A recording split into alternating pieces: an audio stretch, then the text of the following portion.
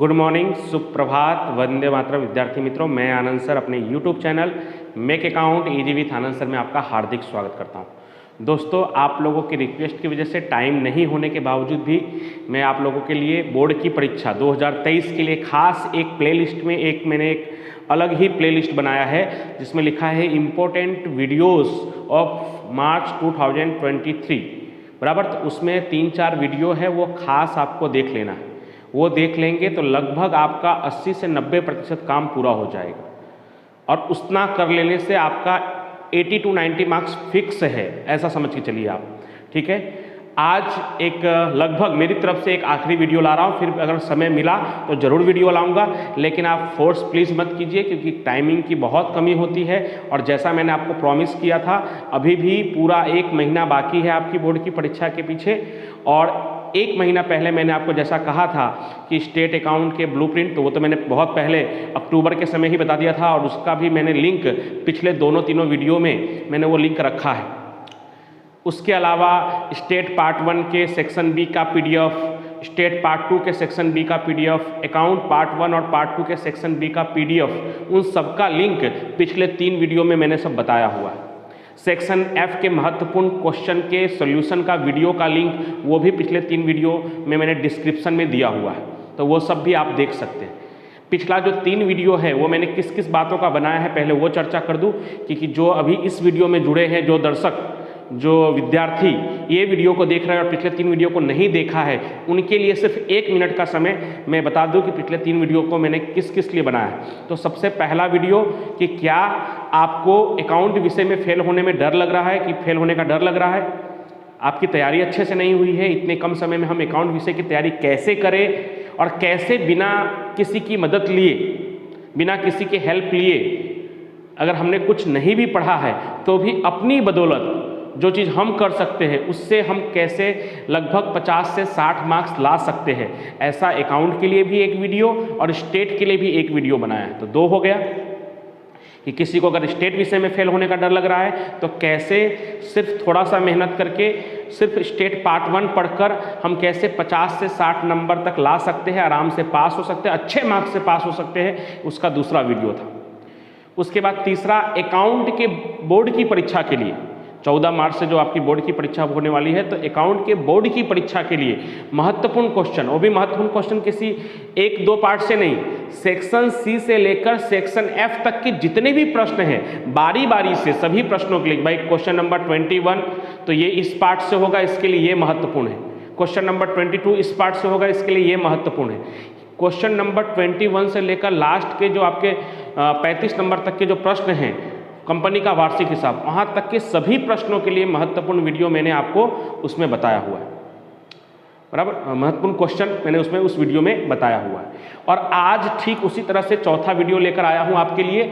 एक तरफ से पूरा मैंने आपको कवर कर दिया, अकाउंट पूरा इंपॉर्टेंट बता दिया, और आज की इस वीडियो में स्टेट में सेक्शन C जो क्वेश्चन नंबर 21 से स्टार्ट होता है, वहाँ से लेकर सेक्शन F जो 46 नंबर पे ख़त्म होता है आपका पेपर, वहाँ तक के सभी प्रश्नों के लिए बारी बारी से सभी प्रश्नों के लिए कौन सा क्वेश्चन इंपॉर्टेंट है, और ख़ास करके उदाहरण का समावेश किया है। उदाहरण का समावेश अकाउंट में भी किया था और इसमें भी, क्योंकि उदाहरण ऐसा है कि बाई चांस अगर आपको नहीं आ रहा है तो आप क्या कर सकते हो, देखकर उसे समझ सकते हो, इसलिए जानबूझकर उदाहरण का समावेश किया है। पेज नंबर के साथ, कि आपको ढूंढने में भी ज़्यादा दिक्कत ना हो, इसलिए पेज नंबर के साथ लिखा। हाँ, थोड़े छोटे छोटे लिखे हैं क्योंकि सभी प्रश्नों का समावेश एक साथ हो जाए ऐसा ज़रूरी है। और थोड़ा देखने में आपको दिक्कत हो दोस्तों तो आराम से थोड़ा सा जूम करके अच्छे क्लियरिटी में आप इसे देख सकते हो। और चूँकि मेरे पास कोई हाईफाई कैमरा वगैरह नहीं है, एक नॉर्मल मोबाइल के माध्यम से मैं ये वीडियो बनाता हूँ, इसलिए जैसा मुझसे पॉसिबल हो पाता है वैसा मैं करता हूँ। तो पूरा ही समावेश करना था, इसके लिए थोड़ा छोटा लिखा है, लेकिन उम्मीद करता हूँ कि सबको सब दिखाई दे, और मैं अब उसको बोलकर भी सबको समझाऊंगा तो आपको अच्छी तरह से समझ में आ जाएगा। सेक्शन A और B इसलिए नहीं दोस्तों क्योंकि सेक्शन A और B हमें याद करना है, और उसके लिए क्या करना है वो भी बताया हुआ है कि सेक्शन A का जवाब पीछे दिया है, उसको टिक लगाना है और याद कर लेना। और section B state account part 1 part 2 सबके PDF भेजे हुए हैं आपको, उसका लिंक भी पिछले 3 वीडियो में मैंने रखा है, इस वीडियो में भी रख दूंगा, तो वो भी आप देख लीजिएगा। चलिए स्टार्ट करते हैं आज का वीडियो। 3-4 मिनट आपका बर्बाद नहीं हुआ है, मैंने उसमें समझाया है कि अभी तक मैंने क्या क्या वीडियो लाया है, कैसे क्या करना है। और आज अब स्टार्ट करते हैं इस वीडियो को, जो स्टेट के पेपर में बोर्ड की परीक्षा में, खास मार्च 2023 में बोर्ड की परीक्षा में, उसमें क्या क्या इंपॉर्टेंट है, किस क्वेश्चन के लिए हमें किस पार्ट में से कौन सा उदाहरण या कौन सा प्रश्न या कौन सी थियरी पढ़नी चाहिए, वो मैंने यहाँ लिखा है। लेकिन अकाउंट के वीडियो की तरह ही एक बार मैं आपको स्पष्ट कर दूं कि मैं कोई 100% दावा नहीं करता कि ऐसा ही सेम टू सेम बोर्ड की परीक्षा में आ जाएगा और इतना पढ़कर कोई 100 में से 100 ले आएगा। जिनको 100 में से 100 मार्क्स लाना है उनको ये तो पढ़ना ही है, उनके लिए ये इंपॉर्टेंट नहीं है ऐसा नहीं है, उनके लिए भी मोस्ट IMP है, लेकिन इसके अलावा भी उन्हें पढ़ना है। लेकिन 80-90 मार्क्स तक जिनको संतुष्टि है या 100 भी लाना है तो भी ये तो पढ़ना ही है उनको, लेकिन उनको थोड़ा और भी मेहनत करना है इसके अलावा भी थोड़ा बहुत, ठीक है। क्योंकि मैं ये जो लिखा हूँ ये मेरे 10-12 साल का जो कैरियर है, मेरा अनुभव है, और बोर्ड में पेपर चेक करने जाता हूँ, बोर्ड के बच्चों को पढ़ाता हूँ, बराबर उस हिसाब से बोर्ड के प्रश्न पत्रों को देखा हुआ है मैंने पिछले 10-12 साल के प्रश्न पत्रों के अनुभव से कि भाई ये सब प्रश्न इंपॉर्टेंट हो सकते हैं। बाकी ऐसा कोई दावा नहीं करता कि यही प्रश्न पूछा जाएगा, ठीक है। लेकिन हाँ, ये जरूर है कि ये आपके लिए बहुत महत्वपूर्ण रहेगा और इसके जैसे प्रश्न या इसमें से ही प्रश्न पूछे जा सकते हैं, ठीक है। चलिए स्टार्ट करते हैं। फिर से एक बार आप सभी लोगों को गुड मॉर्निंग, सुप्रभात। चलिए सेक्शन सी, ये क्वेश्चन नंबर 21 से 30 है, 21 से लेकर 30 तक। क्वेश्चन नंबर 21 से लेकर क्वेश्चन नंबर 30 तक कुल मिलाकर 10 प्रश्न होते हैं, 2-2 मार्क्स के, 20 मार्क्स का पूरा सेक्शन सी है हमारा दोस्तों। जिसमें से क्वेश्चन नंबर 21 जो है, बराबर क्वेश्चन नंबर 21 ये आपका स्टेट पार्ट 1, इसलिए मैंने लिखा है S1 का मतलब स्टेट पार्ट 1 के चैप्टर नंबर 1 से होगा। और उसके लिए आपको क्या करना है, तो उदाहरण नंबर 24 जो पेज नंबर 42 पर है, पेज नंबर भी लिखा हुआ है उसके बाजू में, उदाहरण नंबर 24, खाली कहने को उदाहरण नंबर 24 है दोस्तों, उसमें छोटे छोटे 8 प्रश्न हैं अलग अलग प्रकार के, बराबर ये आपको बता दूं। तो उदाहरण नंबर 24 जो शॉर्ट क्वेश्चन है पेज नंबर 42 पे है, उसको पूरा कर लेना है। उदाहरण है, अगर नहीं आएगा तो देख भी सकते हो आप। उसके बाद थियरी के रूप में आपको सूचकांक की परिभाषा और सूचकांक के लक्षण वो आपको पढ़ लेना है। सूचकांक का लक्षण आपको पेज नंबर 45 पर मिल जाएगा, ठीक है। 1-2 थियरी और भी पढ़ सकते हो, जैसे फिशर के सूचकांक को आदर्श सूचकांक क्यों कहा जाता है, कई बार ये भी 2 नंबर के प्रश्न में पूछ लेते हैं, क्योंकि वह लास्पियर और पाश्चे के सूचकांक का गुणोत्तर माध्य है और गुणोत्तर माध्य सभी माध्यों में श्रेष्ठ है, इसलिए फिशर के सूचकांक को आदर्श सूचकांक कहा जाता है, ठीक है। अब उसके बाद क्वेश्चन नंबर 22, आपके बोर्ड की परीक्षा में जो क्वेश्चन नंबर 22 होगा वो स्टेट पार्ट 1 के चैप्टर नंबर 2 उदाहरण नंबर, उसके लिए आपको क्या पढ़ना है, 13 और 14 जो पेज नंबर 80 पर है, उदाहरण नंबर 24 जो पेज नंबर 97 पे है। और उसके बाद थियरी के रूप में आपको सहसंबंधांक के गुणधर्म क्या पढ़ना है, सहसंबंधांक के गुणधर्म। दोस्तों दिख थोड़ा कम रहा होगा लेकिन मैं बोल रहा हूँगा तो आपको स्पष्ट मालूम पड़ जाएगा। तो सहसंबंधांक के गुणधर्म पेज नंबर 68, और प्लीज मेहरबानी करके स्क्रीनशॉट लेकर, उससे कुछ नहीं होगा जब तक हम इसको अच्छी तरह से समझेंगे नहीं, इसलिए मुश्किल से होगा तो 20-22 मिनट का वीडियो होगा, आधे घंटे का समय निकालकर इसे देख लेंगे तो आपके लिए बहुत बेनिफिट होगा, ठीक है। तो सहसंबंधांक के गुणधर्म पेज नंबर 68 पे है। और सहसंबंधांक के मान का अर्थघटन कि जब r बराबर 1 होगा तो क्या होगा, संपूर्ण धन सहसंबंध, r बराबर -1 होगा तो संपूर्ण ऋण सहसंबंध, r बराबर 0 होगा तो सहसंबंध का अभाव। और उसका एक छोटा सा चार्ट है, तो ये सवाल भी 2-3 बार बोर्ड के एग्जाम में पूछा जा चुका है। पेज नंबर है ये 69 और 70, 69 और 70 पेज नंबर पे है वो, ठीक है। उसके बाद क्वेश्चन नंबर 23 जो है वो स्टेट पार्ट 1 के चैप्टर नंबर 3 में से होगा, नियत संबंध। उसमें आपको क्या करना है, तो उदाहरण नंबर 21 कर लेना है जो पेज नंबर 147 पर है। और उसके बाद नियत संबंधांक के गुणधर्म थियरी के रूप में है, वो आपको पेज नंबर 141 पे मिल जाएगा, उसको पढ़कर याद कर लेना है, ठीक है दोस्तों। उसके बाद क्वेश्चन नंबर 24 वो भी स्टेट पार्ट 1 में से है, 21 से लेकर 24 तक 4 प्रश्न जो है वो स्टेट पार्ट 1 में से। उसके लिए आपको क्या करना है, तो चैप्टर नंबर 4 सामायिक श्रेणी की आपको परिभाषा पढ़ लेना है, क्योंकि 2 नंबर में कई बार परिभाषा पूछ लेते हैं। तो सामायिक श्रेणी की परिभाषा जो पेज नंबर 159 पे है, सामायिक श्रेणी का योग नियम मॉडल, बराबर वो पेज नंबर आपको 161 में मिल जाएगा, वो भी आपको पढ़ लेना है। यानी इसमें थियरी ही 99% थियरी ही पूछते हैं इस जगह पे। और आरेख विधि के गुण अवगुण दोनों पढ़ लेना है, कई बार खाली गुण पूछते हैं, कई बार अवगुण, कई बार दोनों पूछ लेते हैं कि 2 गुण और 2 अवगुण लिखिए। पेज नंबर 162 पे है, तो वो आपको पढ़ लेना है, ठीक है। आरेख विधि के गुण अवगुण आपको दूसरी जगह भी काम आ सकते हैं, सहसंबंधांक के आरेख विधि के गुण अवगुण भी लगभग वैसे ही है। तो एक बार आरेख विधि के गुण अवगुण पढ़ लेंगे तो हर जगह पे वो काम आ सकते हैं। उसके बाद क्वेश्चन नंबर 25, और यहाँ पे क्या लिखा है दोस्तों, अथवा, यानी कि 25 नंबर में एक अथवा वाला भी प्रश्न रहेगा, 25 के अथवा में 25, और वो दोनों ही स्टेट पार्ट 2 के चैप्टर 2 यादृच्छिक चल, असतत यादृच्छिक चल और संभावना वितरण जो है चैप्टर 2 स्टेट पार्ट 2 का, उसमें से पूछा जाएगा। और उसके लिए आपको क्या करना है, तो उदाहरण नंबर 2 और 3 जो पेज नंबर 69 और 70 पे है, 69 और 70 पे है, बर्नौली प्रयत्न की परिभाषा, बर्नौली प्रयत्न की परिभाषा मैंने भी अपने वीडियो के माध्यम से समझाया हुआ है। बर्नौली प्रयत्न की परिभाषा और उसके गुणधर्म जो पेज नंबर आपको 80 पे मिल जाएगा, वो पढ़ लेना है थियरी के रूप में। उसके अलावा स्वाध्याय 2 का सेक्शन सी, इतना ज़्यादा इसलिए क्योंकि दोस्तों कहीं से भी कुछ रह ना जाए, इसके लिए 2-4 प्रश्न ज़्यादा ही कर दिए है कि लगभग मेरे हिसाब से 100% क्लियर हो जाए ऐसे तो। और ऐसे भी अथवा वाला भी प्रश्न है, तो इसके लिए दोनों को मिलाकर बता रहा हूँ। स्वाध्याय 2 सेक्शन सी का प्रश्न नंबर 6 से 10 पेज नंबर 97 पर है, बराबर। यानी लगभग जितने भी प्रश्न हैं सबको करने में आपको आधे घंटे का समय लगेगा, लेकिन वो सब प्रश्न क्लियर होते जाएगा, कंप्लीट होते जाएगा, ठीक है।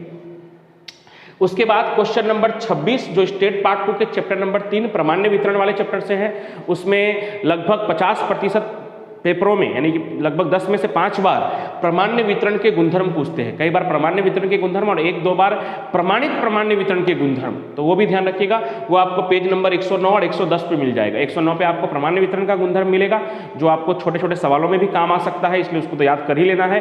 और पेज नंबर 110 पर आपको प्रमाणित प्रामाण्य वितरण के गुणधर्म आपको उस पर मिल जाएंगे, ठीक है। चलिए, उसके बाद स्वाध्याय 3 का सेक्शन सी क्वेश्चन नंबर 7 से 11, स्वाध्याय 3 में सेक्शन सी करना है आपको, और उसमें क्वेश्चन नंबर 7 से लेकर 11 तक कर सकते हो आप पेज नंबर 134 पर।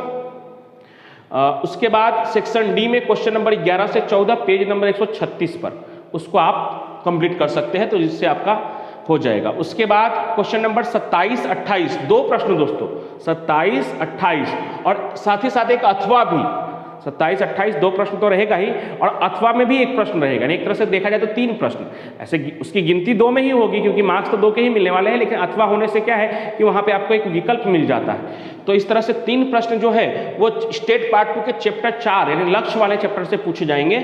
उसमें क्या करना है आपको, तो उदाहरण नंबर 1 से 4 कर लेना है, जो आपको पेज नंबर 143-144 पे मिल जाएगा।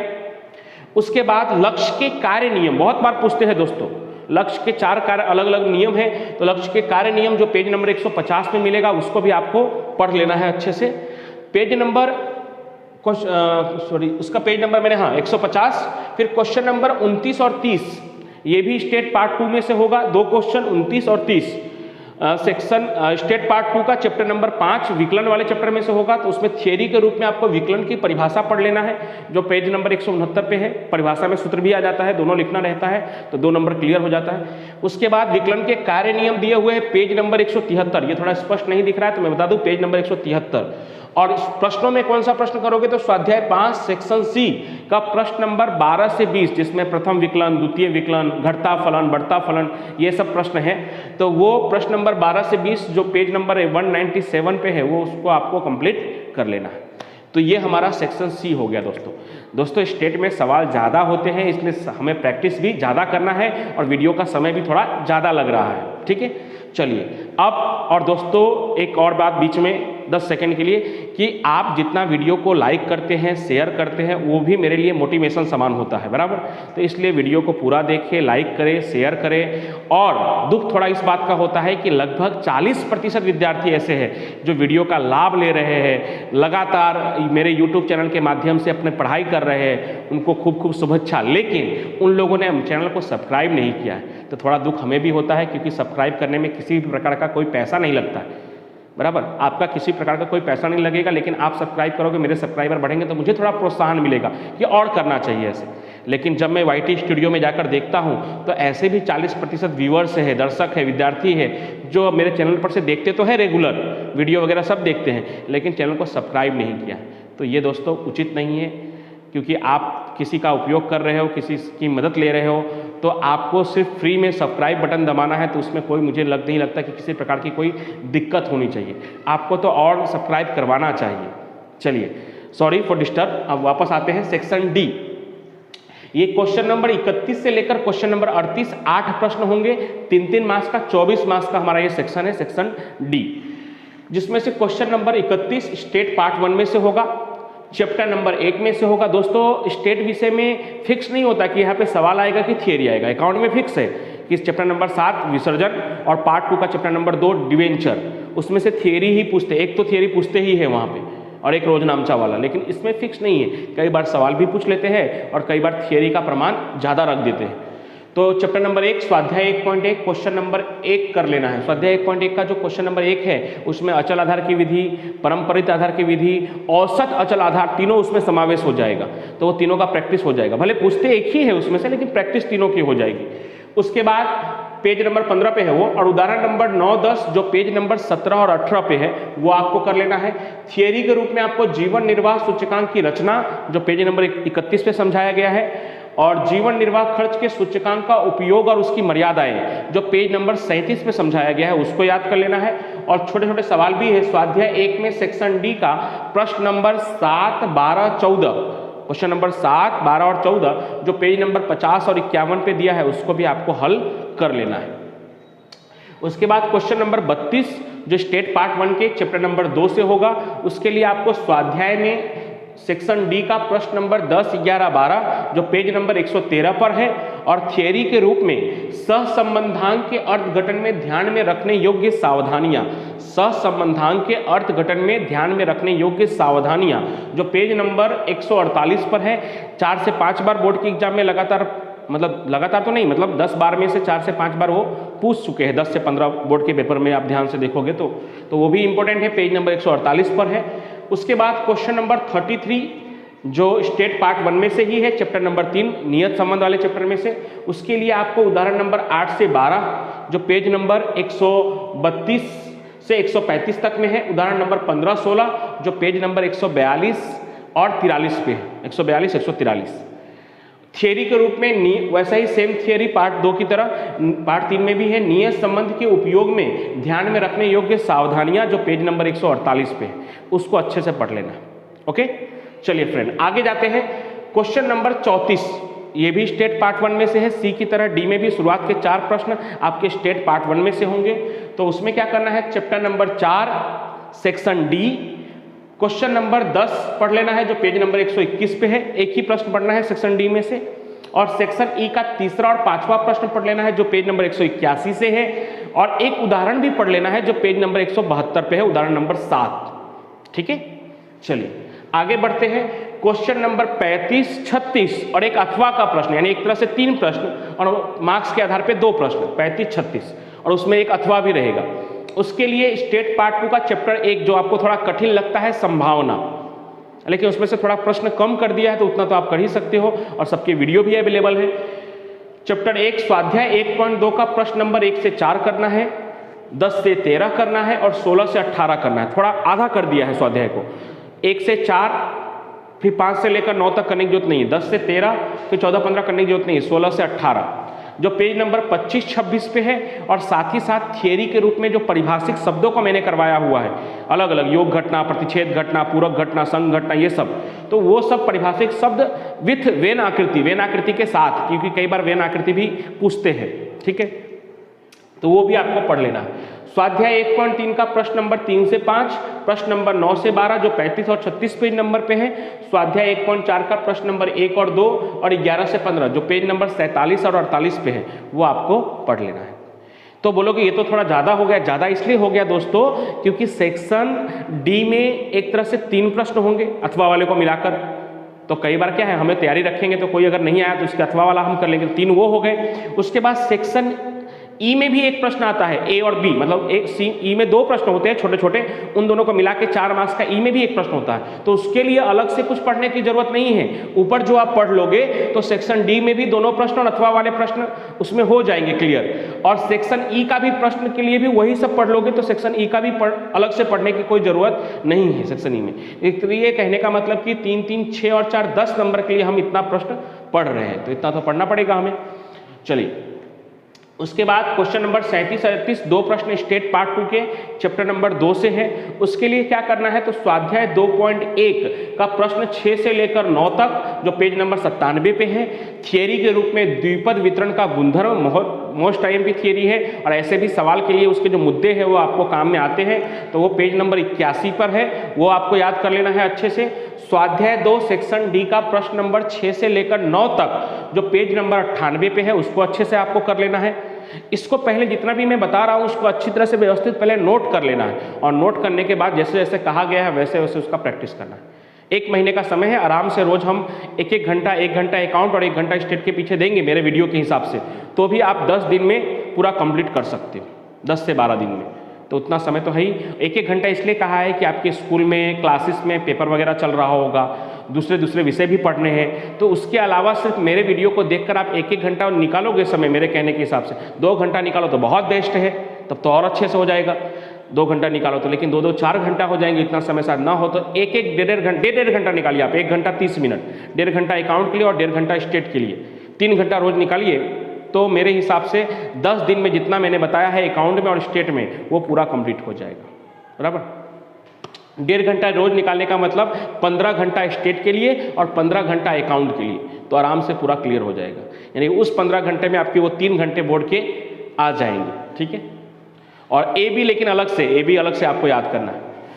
चलिए, उसके बाद सेक्शन ई जो क्वेश्चन नंबर 39 से 42 होता है, 4 क्वेश्चन होते हैं, 4-4 मार्क्स के, 16 मार्क्स के, ठीक है। तो क्वेश्चन नंबर 39 उसमें 2 प्रश्न होते हैं, इसलिए ए और बी लिखा है, छोटे छोटे 2 प्रश्न होते हैं, कई बार एक ही होते हैं लेकिन 99% में 2 ही होते हैं, ए और बी।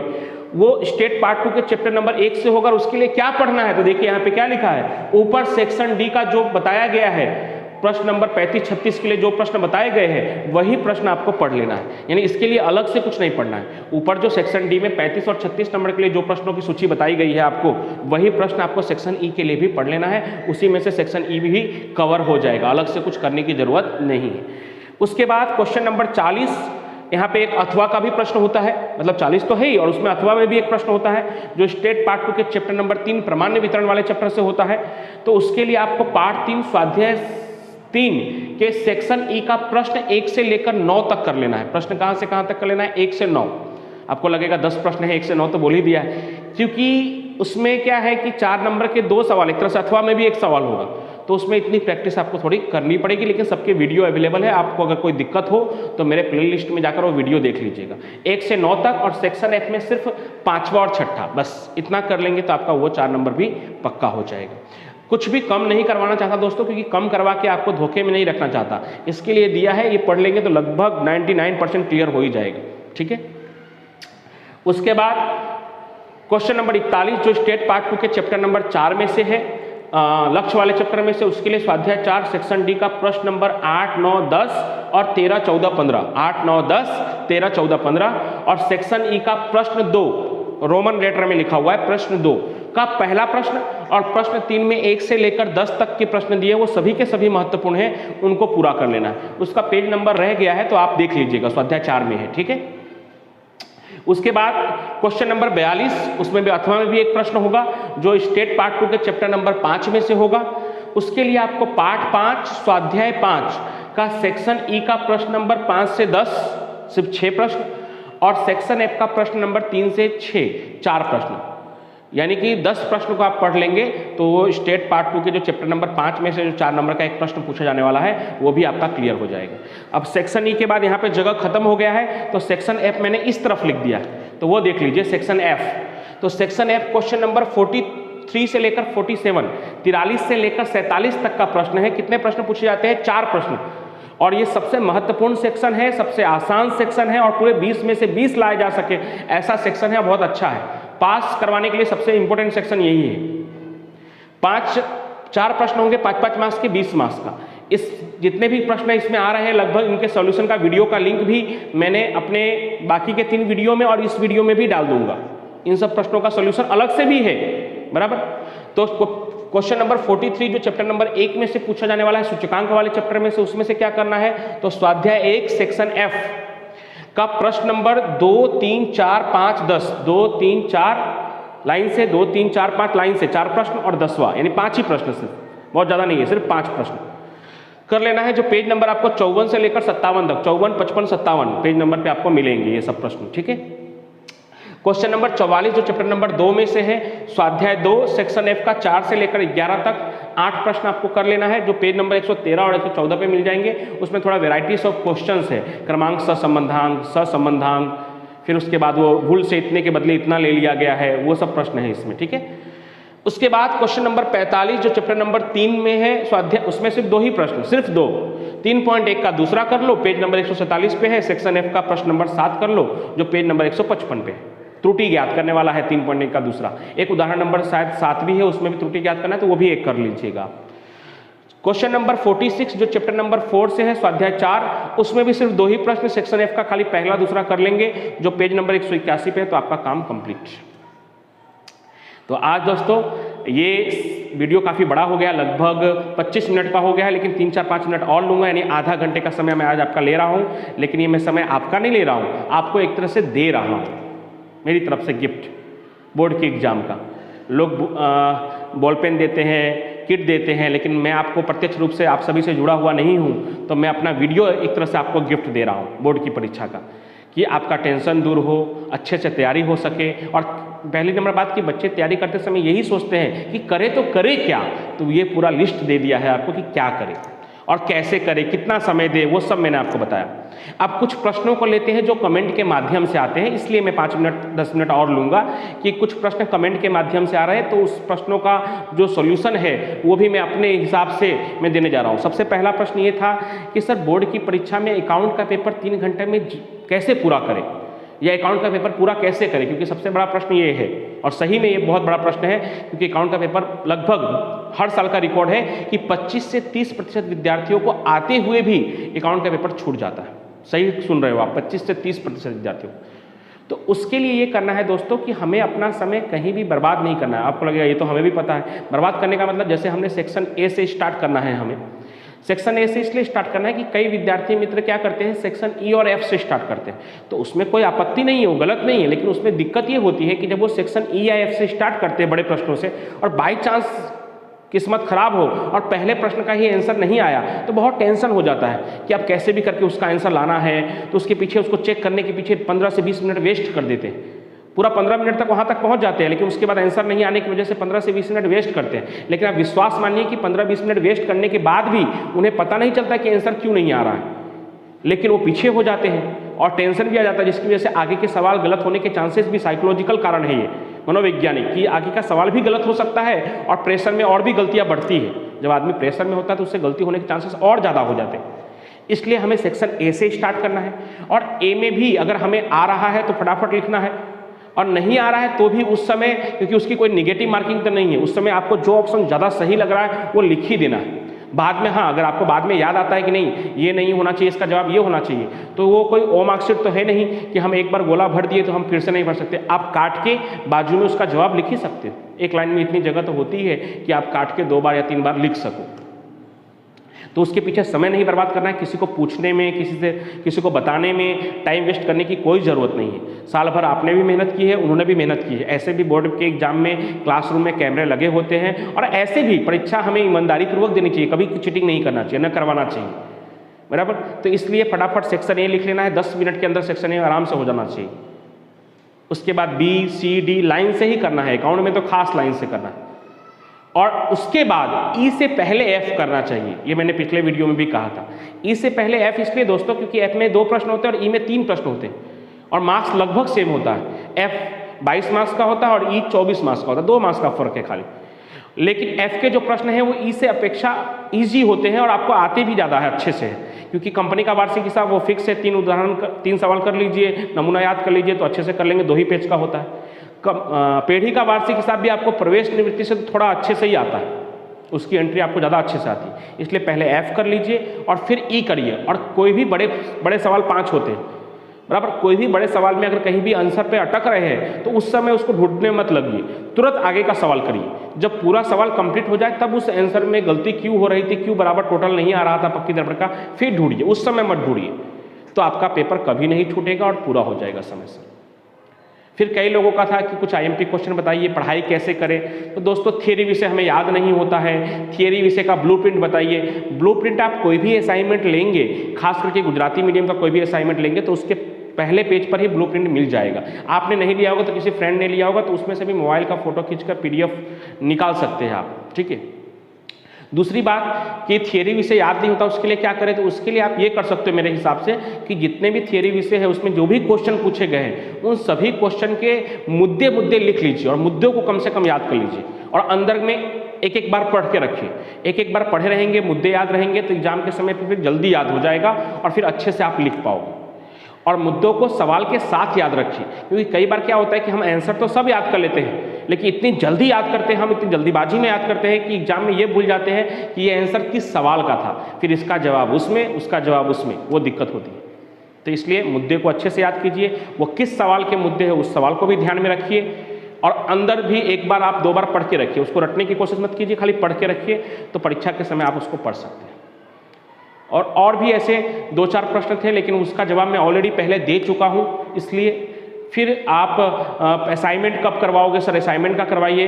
देखिए दोस्तों इतना कोई समय नहीं है मेरे पास और आप जहाँ जिस स्कूल में जाते होंगे या जहाँ क्लास में जाते होंगे वहाँ पे भी आपने रिवीजन कर ही रहे होंगे और अगर बाय चांस नहीं कर रहे होंगे, असाइनमेंट नहीं है तो दुखी होने की ज़रूरत नहीं है। मैं प्रश्नों का एक PDF सोच रहा हूँ कि आपको लिंक भी रख दूंगा, उस PDF में से भी आप प्रैक्टिस कर सकते हो। Account, state, eco, BA, SP Hindi के अलावा, लगभग हिंदी मेरे पास नहीं अवेलेबल है, बाकी सभी विषय का प्रश्नों का एक PDF है। तो अगर आपकी ऐसी इच्छा हो तो कोशिश करूंगा तो 1 वीक के अंदर पहले आप ये सब पूरा कंप्लीट कर लीजिए, नहीं तो उसके चक्कर में पड़ जाएंगे तो ये भी नहीं कर पाएंगे आप।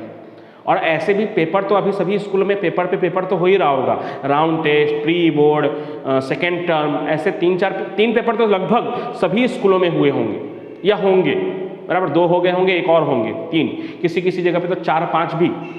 तो पेपर तो उतना इनफ है लेकिन हम खाली पेपर देंगे और प्रैक्टिस नहीं करेंगे तो वो दिक्कत है ऐसे, ठीक है। तो इसलिए ये सब करना है। उसके बाद कैसे हम क्या पढ़ाई करें, तो लगभग मेरे हिसाब से सोमवार, मंगलवार ऐसे 2 मतलब आयोजन कर लीजिए। ऐसे लंबा आयोजन नहीं, कि लंबा आयोजन फिर टिकता नहीं है, फिर उस हिसाब से काम नहीं होता है। आयोजन करने का मतलब ये हुआ कि अगर हम 1.5 घंटा 3 घंटा अगर अकाउंट स्टेट के पीछे दे रहे हैं डेली, तो फिर बाकी का 1 घंटा इंग्लिश के पीछे और 1 घंटा इको BA, दोनों हो जाएगा 1 घंटे में।